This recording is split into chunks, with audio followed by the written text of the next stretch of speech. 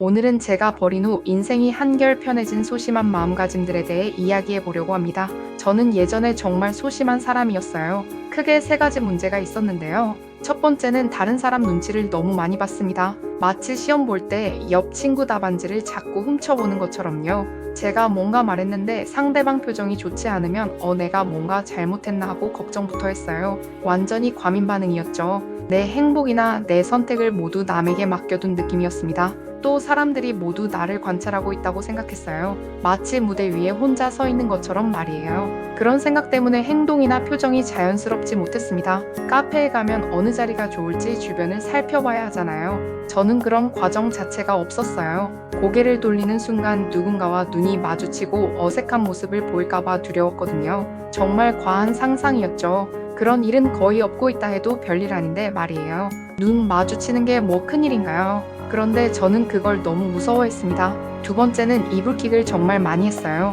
다른 사람 시선을 너무 의식하다 보니 모든 행동을 일부러 꾸며서 하게 되잖아요. 연기하는 것처럼요. 그러면 그런 행동들이 모두 부끄러운 기억이 되는 거예요. 그 창피한 순간들을 집에 와서 이불을 차며 후회하는 거죠. 이불킥은 누구나 하는 귀여운 습관이라고 생각할 수도 있는데 저는 정말 심했어요. 그 순간을 떠올리는 것조차 너무 괴로워서 스스로에게 주문을 외웠습니다. 다른 생각해, 빨리 다른 생각해요. 더 놀라운 건 그런 기억들이 오랫동안 남아있었다는 거예요. 가장 오래된 이불킥 기억은 중학교 때 일이었습니다. 20년 전 일을 가지고도 괴로워했다는 뜻이죠. 세 번째는 회피하는 성격이었어요. 이게 모든 문제의 핵심이라고 생각해요.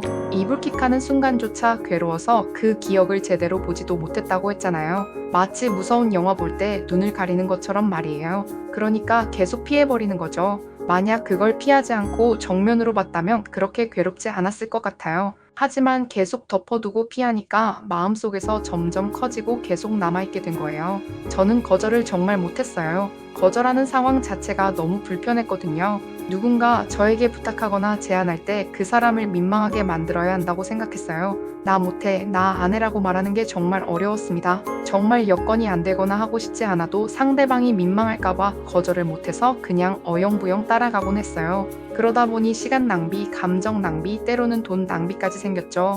심지어 필라테스도 원래 3회만 할 생각이었는데 선생님께 그만두겠다고 말을 못했어요. 물론 나중에는 좋아져서 계속 다닌 거지만 시작은 그랬어요. 남자친구와도 초반에는 싸우지도 못했어요. 뭔가 서운한 게 있어도 그 상황을 말하는 게 불편해서 그냥 피해버렸죠. 그러다 보니 마음속에 쌓이고 쌓여서 관계가 건강하지 못하게 흘러갔습니다.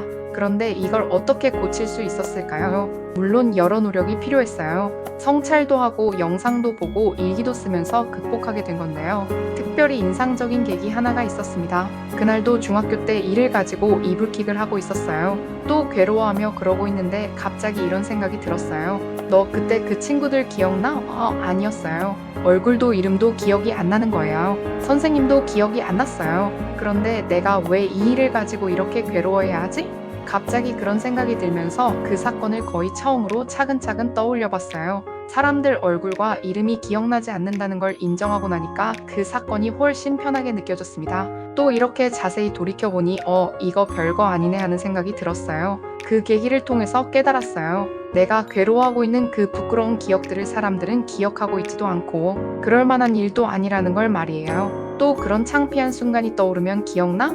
아니 기억난다 해도 그들에게 그렇게 큰 일일까?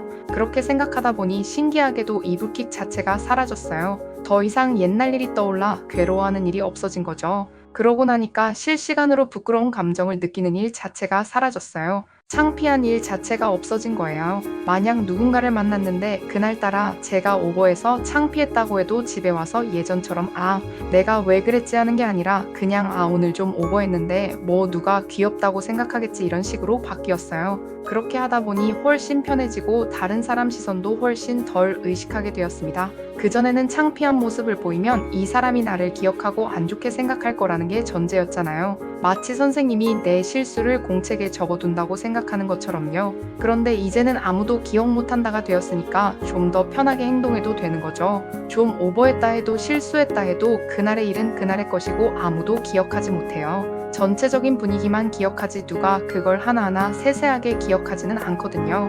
그런 생각이 전제가 되니까 훨씬 마음이 편해졌어요. 그리고 조금 일부러 노력도 했어요. 예를 들어 회피 때문에 거절을 못하는 성격이라고 했잖아요. 그래서 의도적으로 거절을 연습해봤어요. 오늘 2차 갈래? 아니 나는 피곤해서 집에 갈게. 너 이거 나랑 같이 할래? 아 나는 이거 별로 안 좋아해서. 이런 식으로 계속 해보는 거예요.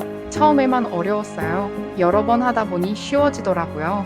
상대방이 민망해할까봐 그 상황을 피했다고 했잖아요. 그런데 실제로 거절했더니 상대방이 그렇게 민망해하지 않더라고요. 그 다음부터는 더 쉽게 제 마음을 솔직하게 전달할 수 있게 되었습니다. 이게 모든 사람에게 해당되는 이야기는 아닐 수도 있어요.